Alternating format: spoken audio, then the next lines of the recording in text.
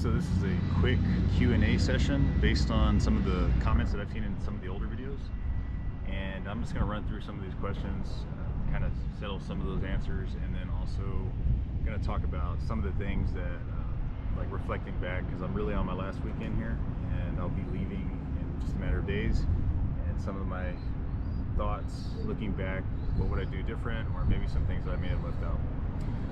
Alright, so one of the first questions was, what is there for golf?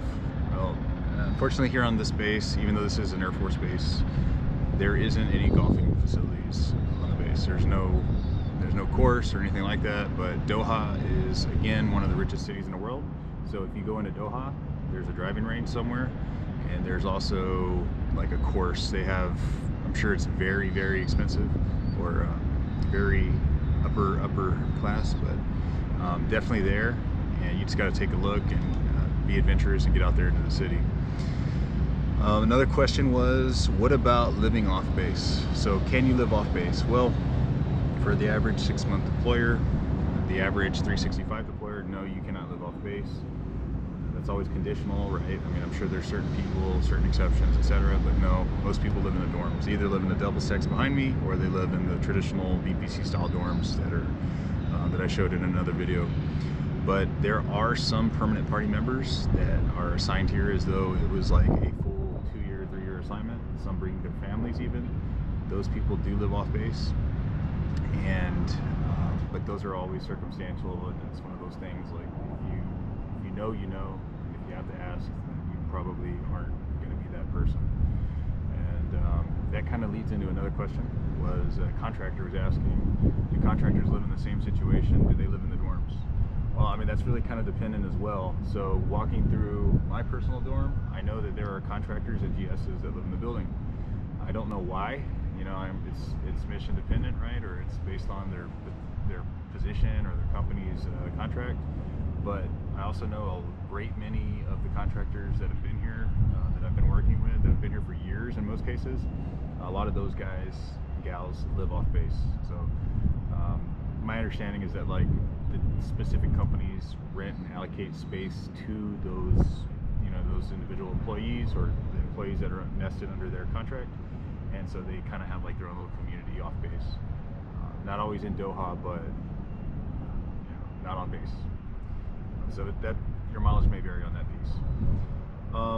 Another one, somebody was asking about classes for dancing, stuff like that.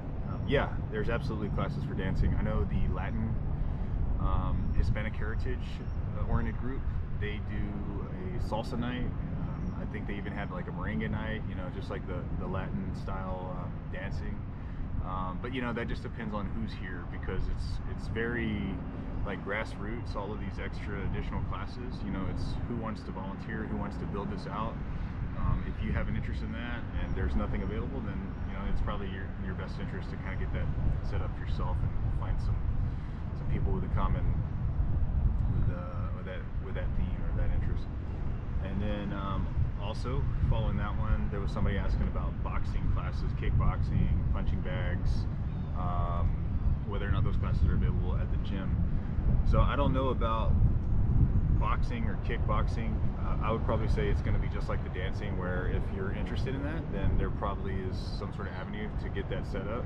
I do know that I've seen Army combatives training, and they do have punching bags in both gyms. So you know, it's up to you and your imagination whether or not you want to put that together. But I reckon that there are probably kickboxing classes from time to time if someone's willing to put the effort in. And then one of the more common questions, and this is the last big one, is SIM cards, phones, and what's going on with that. So there is a contract on base called Udeid, or like a vendor. Udeid is a cell service, and at the BX and at the smaller shopette style BX, they actually have like a storefront or whatever, and you can buy a SIM for as cheap as, right now it's running $7.99 US, and then you can pay month to month. Just pop that SIM card in your phone if you have an international style phone. You know, obviously some phones are unlocked, some aren't, some are locked by the vendor. And then once you have that phone, then, you know, like I said, month to month, you can buy a data plan. You can re-up your minutes, you can re-up your card as far as data, or I'm sorry, minutes. And excuse me, but yeah, all in all, it's really not expensive. You know, we're talking as low as $28.99, $40, you know, whatever you want to spend, however much data you use. Yeah, and somebody mentioned Sapphire Puck, so that's like the proprietary, I guess, or whatever the local popular puck is. And yeah, you can just carry the puck around if you can't use your SIM with your phone, and then you can just tie yourself to that puck and use the service on the puck. So pretty cool. The fact that, you know, you're only going to be here 6 months, you're obviously not going to enter into an annual contract, but it makes it affordable and convenient. You just drop it whenever you're ready to go. You don't get locked into anything. So enough with the questions. I'm going to move into some of the things that I wish I would kind of recommend doing from the get-go, and me looking back. When you go off base, it's pretty fancy. Most of the places that, you know, especially if you're going to an establishment that sells alcohol, they're always at hotels or like tourist-oriented areas and places. And definitely recommend that you bring a set of dress clothes, because a lot of these places are like, you know, they have their dress code, and they want you to have a collared shirt, you have to wear closed-toed shoes, preferably slacks, that kind of thing. So if you plan to do that, and that's something that you would be willing to go out and take chances on, then definitely bring a set of clothes. Or otherwise you're kind of limited, because the BX doesn't have that kind of variety. Now you can go into the city and they have everything you could ever want, but you know, that's an adventure in itself too. So just a word of advice, you're gonna spend money. Second thing is certs. So there is a test center on base, and you get a lot of downtime to study, and it might be difficult to get school in, but I would definitely recommend that if you have the opportunity and you have like some certifications that you want to aim at, then this is probably one of the best places to do that, because of the downtime, because of the quietness and the boredom that you might experience. I mean, it kind of gives you like a milestone to aim for, and it'll eat your time up here a lot more quickly. So that was one of the things I worked on. Got that out of the way, took care of the checklist items that I needed to do, and just kind of helped me move the days along. Electronics, so the BX and the shopette, they're very limited on electronics. You can go into the economy, or you know, out there in Doha, and buy electronics, but a lot of electronics are kind of regional, like the keyboard arrangement, that kind of thing. But as far as electronics go, you should probably bring with you what you plan to use. Like if you're a big gamer, if you want to bring like a tablet or anything like that. And the main reason is that stuff's hard to ship, and a lot of people are limited to APO shipping, or a lot of vendors are, and then, you know, it's hard to ship a battery if you're talking about like laptops and that kind of thing. So just a word of caution, if you need a new laptop, you should probably get one before you come, and don't try to get one secondhand here, because they're kind of marked up, and it's not the best market for it. You can scout Facebook out right now and take a look and see what's out there, but yeah, it doesn't seem like it's very good market for it out here.